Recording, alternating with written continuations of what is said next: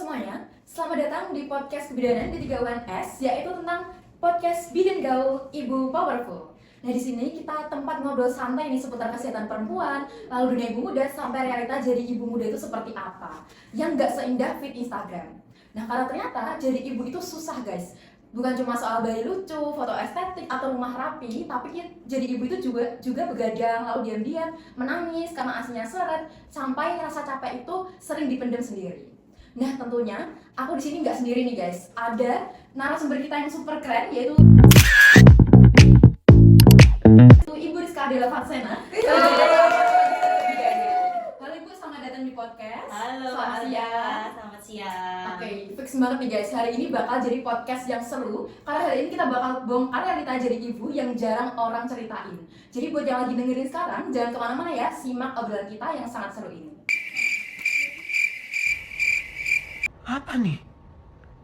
Apa nih? Tangan dulu ya. Oke Bu, siap belum Bu? Belum. Oke.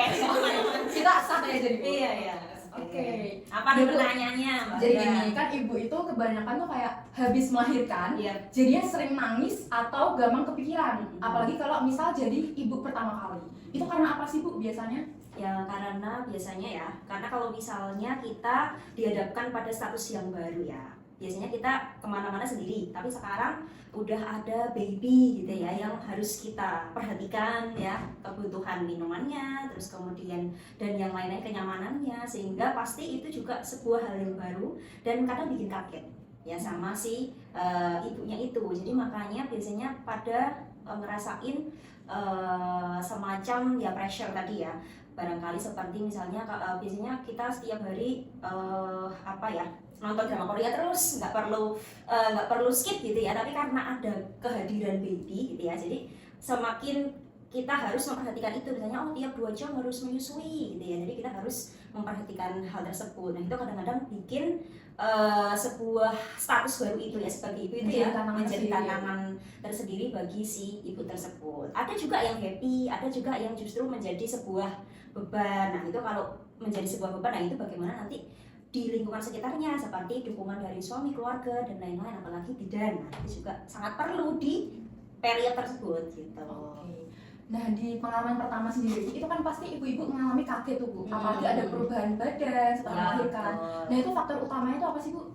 Nah kalau misalnya nih, kalau di faktor terbesarnya ya tentu involusi uteri ya. Kalau dulu biasanya kan kita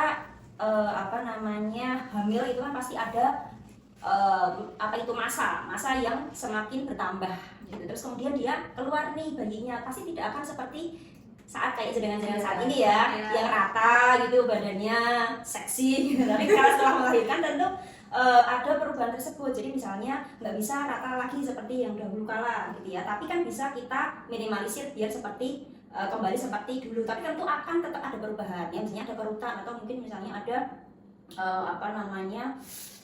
tanda lahir ya, tanda-tanda yang ada di stretch mark. Nah itu pasti kan ada. Nah itu kan bagaimana kita nanti solve tersebut ya, maksudnya mengatasi, men-tackle bagaimana itu biar tidak terlalu kentara ya. Biasanya kalau ibu-ibu sekarang, zaman sekarang gitu ya, generasi sekarang itu kan kalau di medsos ada bio-oil ya, kasih minyak atau kasih minyak zaitun biar untuk mengurangi hal tersebut gitu. Terus kemudian ada banyak sih kalau berat badan. Nah kalau dulu sebelum hamil itu biasanya gampang tuh mau diet, menurunin berat badan 5 kilo. Tapi setelah melahirkan pasti nggak boleh diet tentunya ya, pasti itu nggak boleh diet. Karena apa? Karena menyusui bayinya. Kalau menyusui itu kan butuh intake makanan yang sangat banyak, jadi harus banyak makanan-makanan bergizi ya biar produksi ASI melimpah. Nah itu jadi mungkin tidak ya, jenengan bisa lihat ya artis ya di selebgram ya, siapa Nita Pior, siapa lagi Alisa ya, tapi kan mereka setelah menyusuinya, setelah selesai pasti akan ada bagaimana caranya mereka kembali ke seperti dulu lagi ya gitu. Berarti ini berbicara tentang cara merawat setelah jadi ibu itu perawatan diri. Betul. Nah terus ibu ini kan setelah melahirkan pasti ibu tuh sering mengalami masalah tentang asinya. Nah terus ibu muda itu sering menganggap takut jika gagal mengasihi anaknya, asinya sedikit gitu. Nah itu menurut ibu gimana? ASINya sedikit sama banyak itu sebetulnya sebuah anugerah ya. Jadi tidak perlu stres dan tidak perlu banyak kepikiran.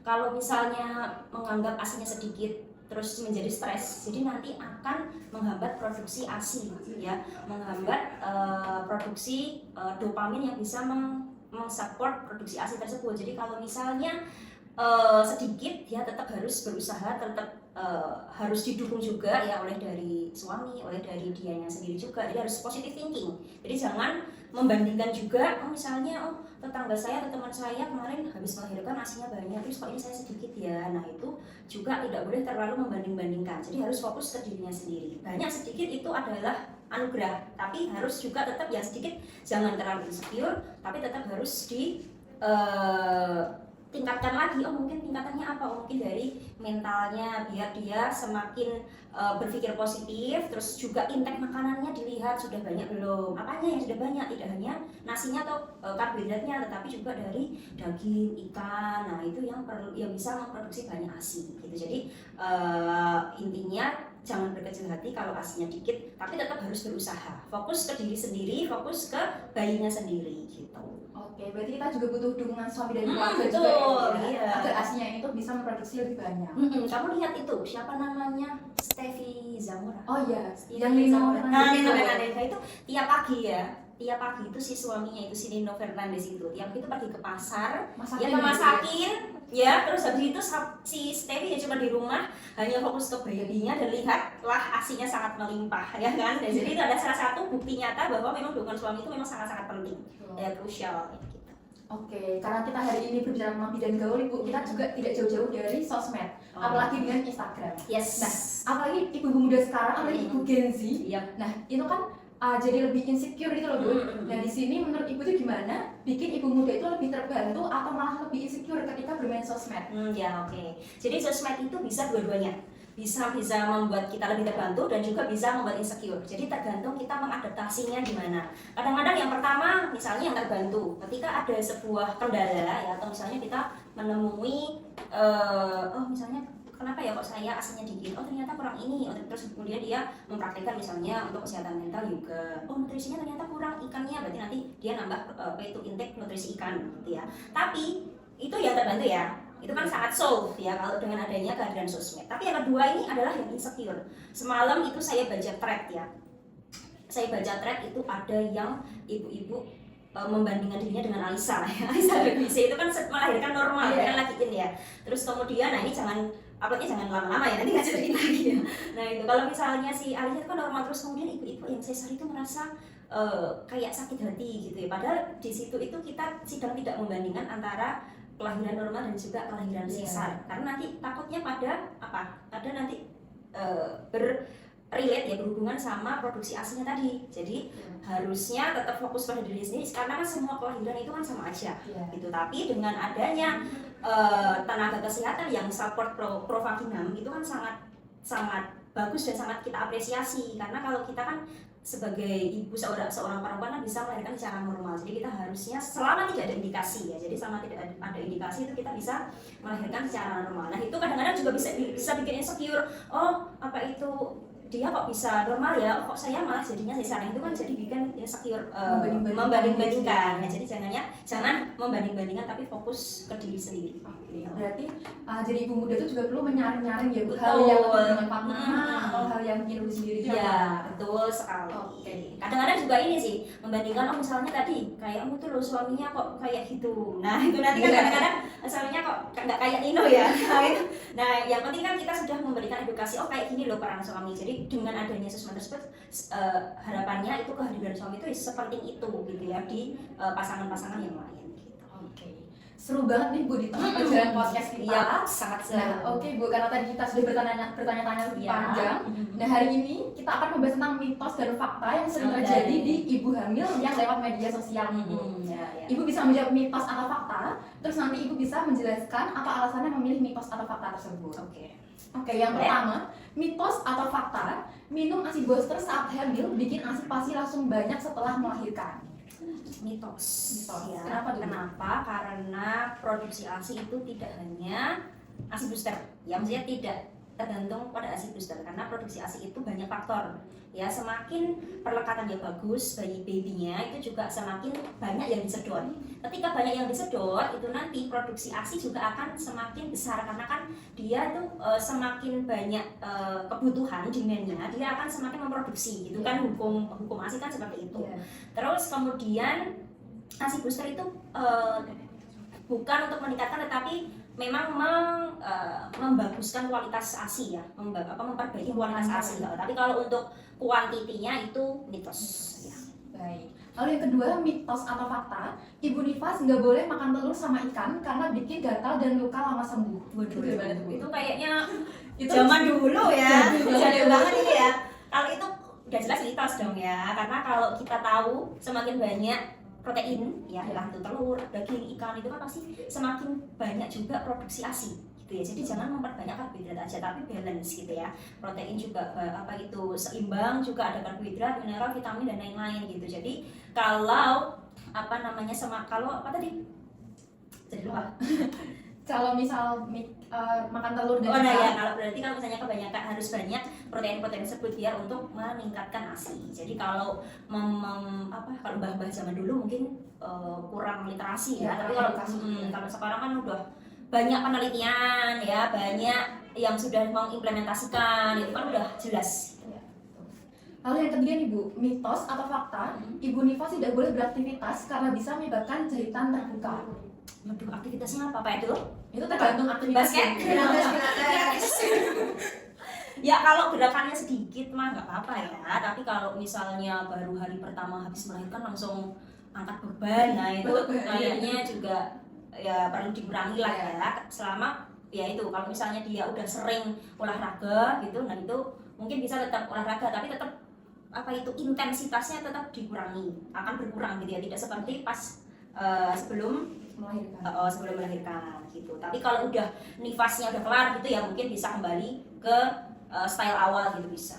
Tapi kalau habis melahirkan pas ya agak tahu diri lah ya, misalnya nggak jahitan vagina aja tapi jahitan yang lain kan, kita misalnya jahitan luka habis misalnya kecelakaan misalnya ya, nah itu kan juga agak berhati-hati. Nah ini mitos dan fakta terakhir nih Bu. Mitos atau fakta, ibu habis melahirkan nggak boleh tidur siang karena darah putih naik dan bisa menyebabkan kebutaan. Wah itu gimana Bu?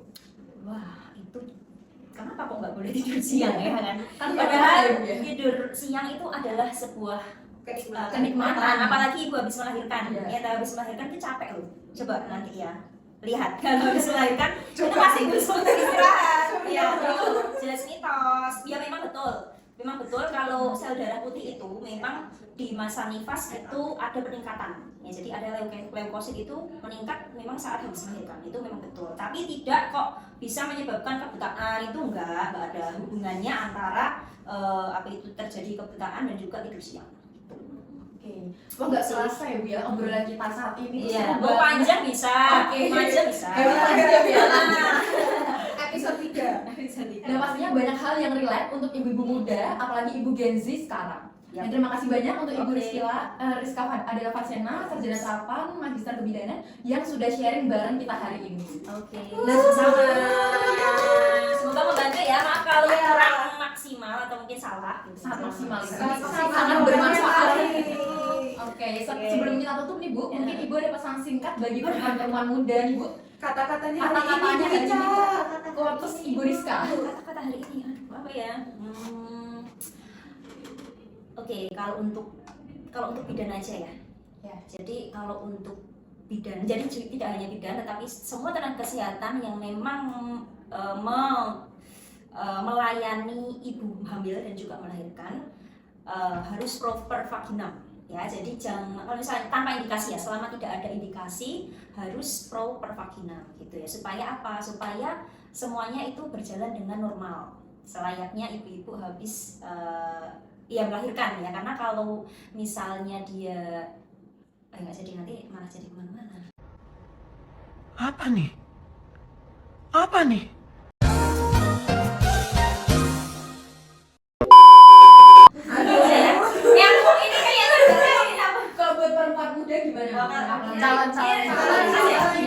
Gelengkan kepala dan katakan Tidak!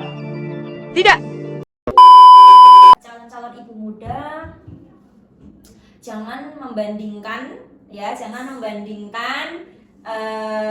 kondisi dirinya kalian sendiri dengan kondisi orang lain gitu ya. Apalagi di sosmed itu yang beredar adalah, yang disuguhkan adalah hal-hal yang menyenangkan, tetapi belum tentu itu seperti dengan kondisi yang kita jalani saat ini. Jadi fokus ke diri sendiri. Semangat!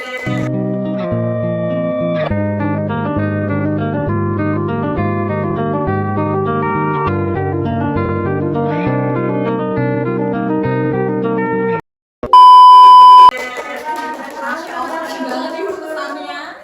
Oke, buat kalian yang lagi dengerin nih guys, khususnya ibu muda, jangan lupa menjadi ibu itu adalah hal yang keren, dan kalian itu juga perlu support suami dan keluarga untuk mendukung sebagai ibu yang keren dan powerful seperti hari ini podcast kita, yaitu Bidan Gaul dan Ibu Powerful.